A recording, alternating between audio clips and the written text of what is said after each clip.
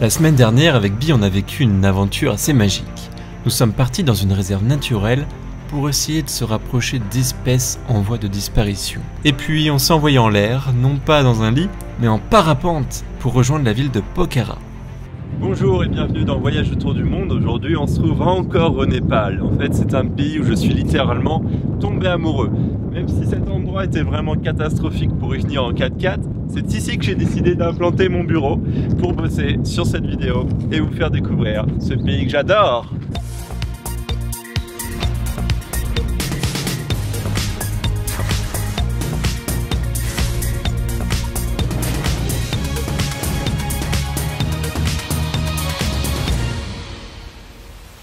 Dans cet épisode, on va partir de Pokhara pour monter dans le nord, dans le massif des Annapurnas.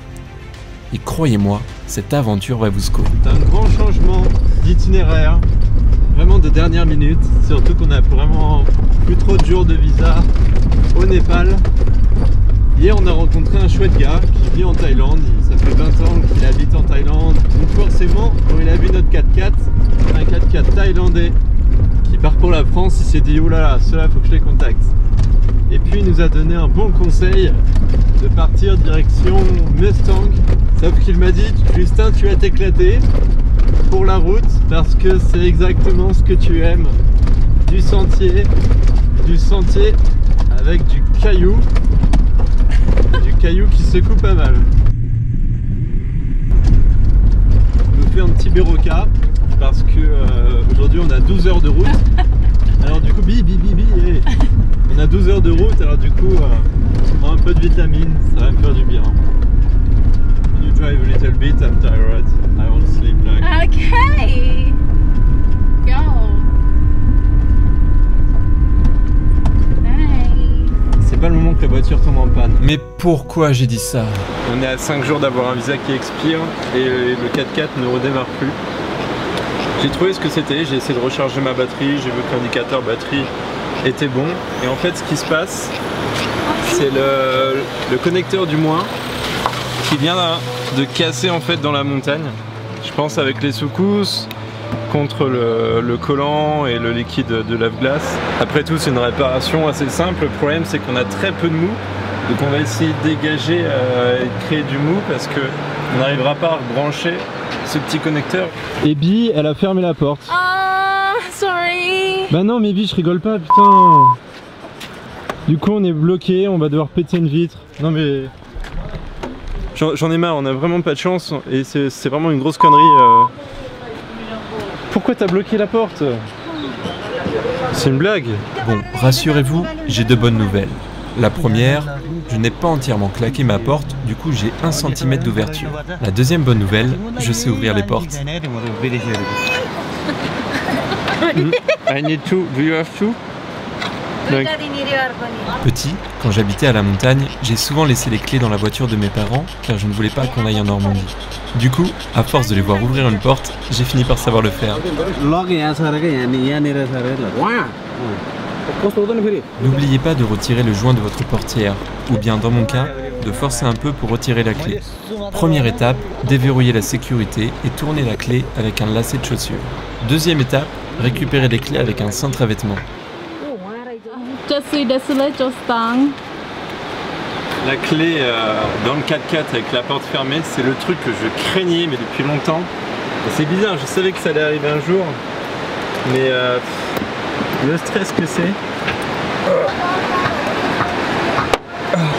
Il nous manque un bon centimètre. C'est une panne que j'ai jamais vue. Le branchement du moins qui se dénude. Tu vas arriver à manger ton chocolat? Et j'ai très peu de patience. Enfin non, j'ai de la patience, mais quand c'est ma voiture, et ben ça m'énerve. Je perds très vite mon sang-froid. Quand c'est la voiture de quelqu'un d'autre, j'adore venir aider. Me voyez péter la vitre, il commençait à pleuvoir. It's good? It's good.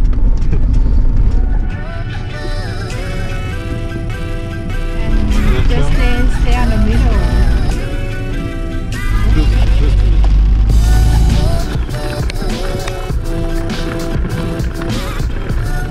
Be careful, stop the car. C'est comme ça que ça marche quand on se met à filmer avec Bee et qu'il pleut. On a une GoPro devant, donc du coup je vois rien, je peux pas utiliser les essuie-glaces. Et Bee s'occupe de me guider avec le téléphone. C'est un peu la tempête là. Et la meilleure nouvelle, la route vient de s'effondrer. Donc là ils sont venus avec 2 pelleteuses et ils sont en train de refaire la route parce qu'il y a des énormes rochers qui viennent de tomber. Donc déjà on est bien content de ne pas être en dessous. C'est le stress. C'est là je me dis pourquoi en fait on est allé dans le nord du Népal alors qu'on n'a plus du tout le temps. It's very crazy. Je sais pas si vous connaissez, c'est Les Orphelins de Baudelaire. C'est un bouquin que je lisais quand j'étais petit et c'est vraiment cool. Ça a été très bien adapté sur Netflix. Yes, yeah. Yeah. No. No. Oh. Yeah. Yeah, good. Thank you. Where are you from? What friend? It's like this Prado. Yes, my car, We have a problem. Mon installation du connecteur négatif de la batterie n'a pas tenu. Du coup, le 4x4 s'est verrouillé avec nous à l'intérieur. On était impuissants quand soudain, un Indien a compris le problème. Il avait juste à rebrancher le câble à la borne négative. Et croyez-moi, nos péripéties sont encore loin d'être terminées. C'est la tempête dehors, et vraiment la tempête. Et là, je me dis qu'on va arriver à minuit. On ne va pas stopper notre aventure pour si peu. Nous, on a hâte de découvrir la région. Personne devant nous maintenant. Les gens se sont arrêtés. Nous, on veut vraiment arriver à notre destination ce soir. C'est l'aventure, c'est ce qu'on aime. Mais parfois, il y a un peu l'appréhension, la peur qui arrive. Bon, ça se passait pas trop bien avec Bee, le fait qu'elle ait laissé les clés dans le 4x4 et puis après, qu'on soit enfermé dehors. Du coup, j'ai abandonné Bee au bord de la route. Non, je rigole, Bee elle est juste derrière en fait, elle se cache parce qu'on est dans un parc national qui coûte très cher. Ok Bee, we pass the second checkpoint. Woo! Oh là là là là, c'est vraiment pas ma journée. Là je viens de voir, on a fait une petite pause parce que ça fait 12 heures qu'on conduit. Mais là j'ai ma galerie qui se décolle.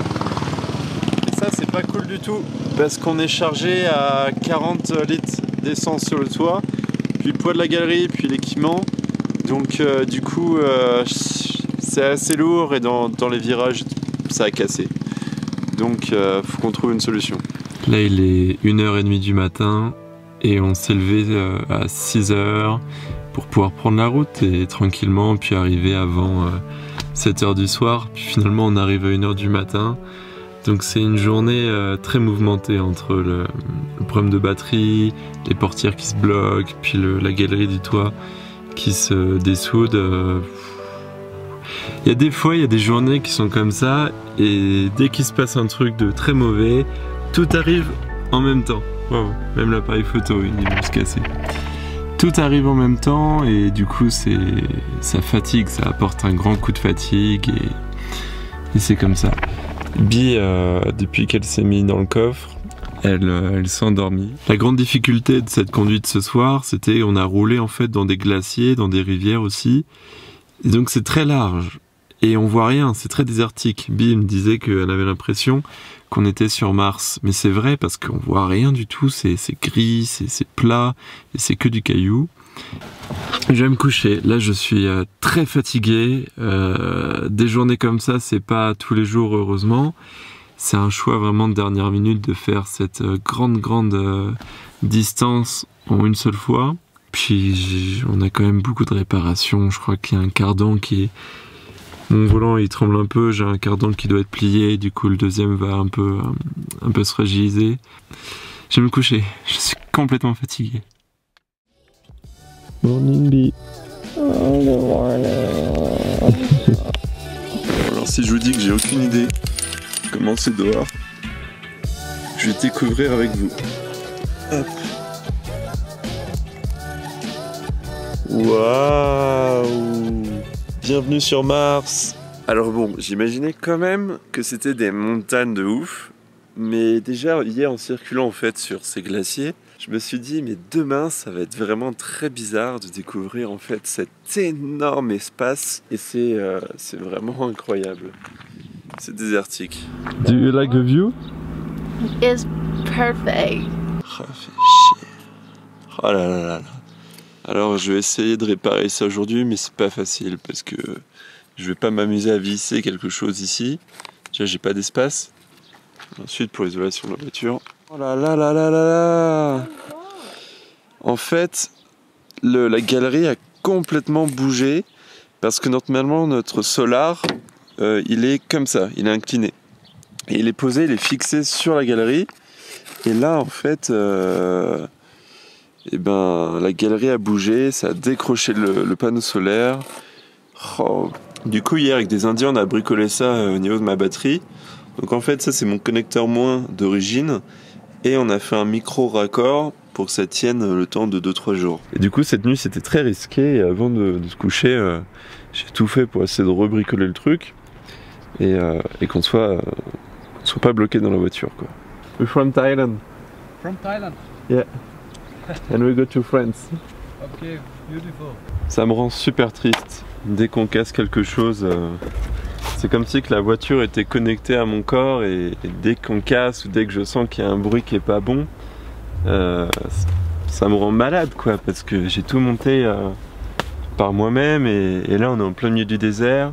Si je veux retourner dans une ville genre Pokhara, c'est à 140 km, c'est peu mais c'est 10 heures de route dans des conditions terribles et du coup j'ai pas envie de casser plus mon toit. On va t'alléger mon gros. Mais bon, faut rester positif parce que c'est de l'aventure et c'est quand même vraiment beau. C'est merveilleux d'être ici. C'est incroyable. Hop.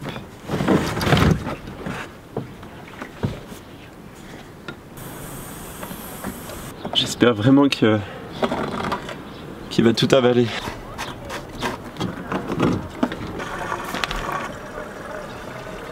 Tellement provisoire ce que je fais, mais au moins là ça tient, le panneau solaire bouge pas. J'ai mis des petites réglettes et ça sans mes réglettes je sais pas comment je pourrais faire pour voyager. Dès qu'il y a un truc qui est cassé, hop, et ça tient. Le problème c'est ma galerie. Je sais pas encore comment je vais faire.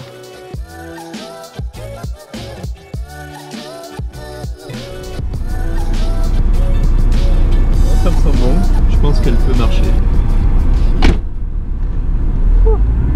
Hop, c'est parti. C'est comme ça que ça marche quand on essaie de faire des plans en fait avec la voiture. Des fois la GoPro veut pas s'allumer et on la commande à distance. Oui, c'est vrai, ça demande beaucoup d'organisation, mais ça vaut le coup de capturer cette vallée. Oh là là, c'était vraiment très dur pour venir ici, mais c'est magnifique. Cette vallée, sur ce glacier, cette magnifique montagne de l'Himalaya. Avec tous mes voyages, le Népal est le pays qui m'a le plus émerveillé. Et surtout, étonné. Je suis si heureux de le parcourir en 4x4.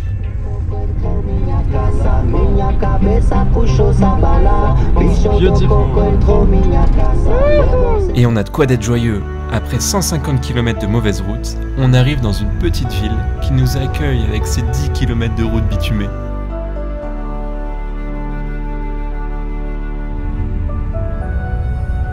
Elle est très populaire pour les hindous et les passionnés de trek.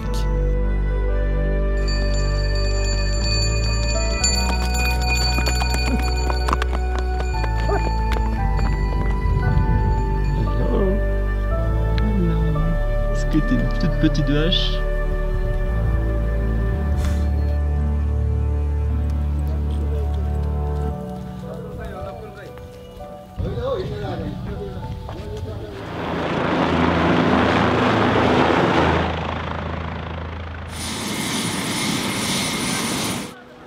Nous voici dans un lieu sacré hindou et bouddhiste situé à 3700 mètres d'altitude.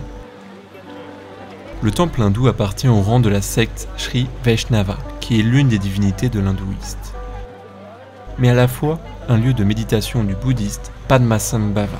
En bref, c'est l'un des 8 sanctuaires sacrés, alors c'est un lieu de dingue pour les croyants. De nombreux fidèles contractent le mal aigu des montagnes, car l'accès au temple est complexe et périlleux. 108 sources bordent le temple, car 108 est un nombre qui a une grande signification dans la philosophie hindoue. mais vous allez vous endormir si je vous raconte la légende. Le Bouddha est né au Népal, et lorsqu'il est né, il marcha directement mais seulement 7 pas, puis il tomba. Des fleurs de lotus auraient ensuite surgi de ses empreintes de pieds. Vous l'avez compris, ici on ne rigole pas avec les légendes religieuses et spirituelles. Very good, beautiful. C'est magnifique. Et oui, Bi elle a raison, c'est vraiment très beau ici. Et puis il n'y a pas grand monde, alors on profite vraiment de cette plaine très sauvage. Allez Bi, viens, on a beaucoup de route. Allez, cours, run.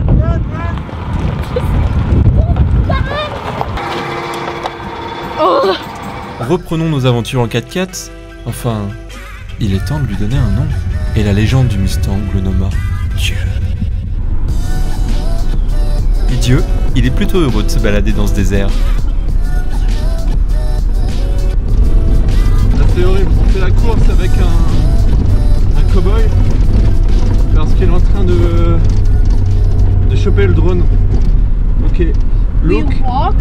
Go down, I will try to use. Are you ready? La panique. En fait, il y avait beaucoup trop de vent et j'arrivais plus à faire revenir le drone. Un rangers là, des parcs nationaux, il a vu le drone et ensuite ça a été une course poursuite pour essayer de le récupérer. Et là, il est en train de le fouiller. Il arrive. Mais en tout cas, lui, c'est pas pour nous le redonner, c'est parce que Oh my god. c'est interdit quoi. Même s'il n'y a rien dans les environs, piloter un drone dans un parc, c'est pas très bon. Mais c'est surtout à cause de la frontière avec le Tibet. Bon, avec toute cette agitation, Dieu a chaud, et il est temps de lui donner un bon bain, car Dieu, il adore l'eau.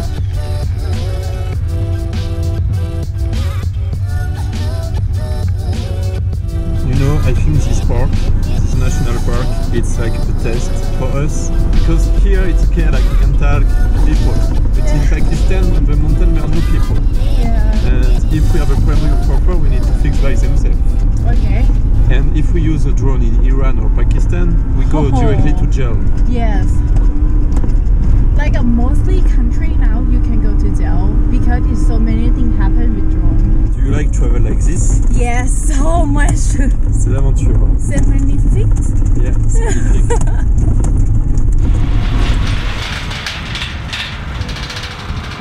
Je ne vais jamais me lasser de découvrir des paysages comme ici, dans le Mustang.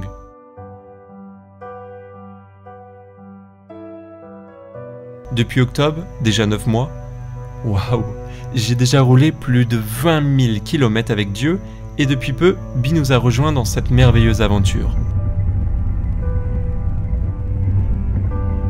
La série Voyage autour du monde a beaucoup changé depuis que j'ai quitté l'Asie du Sud-Est, car vivre des expériences chez des locaux est beaucoup plus complexe à deux. J'ai pris la décision de réfléchir à un nouveau format de vidéo qui devrait arriver sous peu. Un concept de vidéo qui marcherait bien avec Bi et en plus avec l'aventure que je vis actuellement, car je le dis souvent, on ne voyage pas de la même façon entre l'Amérique du Sud, l'Asie centrale ou même l'Océanie. Et je dois m'adapter à chaque région. Alors partagez, abonnez-vous, c'est super important, car je vous réserve d'énormes surprises. Bon allez Bi, brainstorming, qu'est-ce que l'on prévoit pour les prochaines vidéos? Oh, j'ai une idée. Pour créer une nouvelle thématique, j'ai besoin de réfléchir, alors en attendant, je vous emmène dans le royaume des morts, des morts, à Varanasi en Inde. C'est ici où les hindous attendent la mort pour en finir avec le cercle infernal des réincarnations. Alors oui, accrochez-vous, car cet épisode va être assez spécial. Situé au centre de la vallée du Gange, c'est donc le lieu de pèlerinage le plus important au monde. Embarquez dès jeudi, car la découverte du monde ne me tuera pas.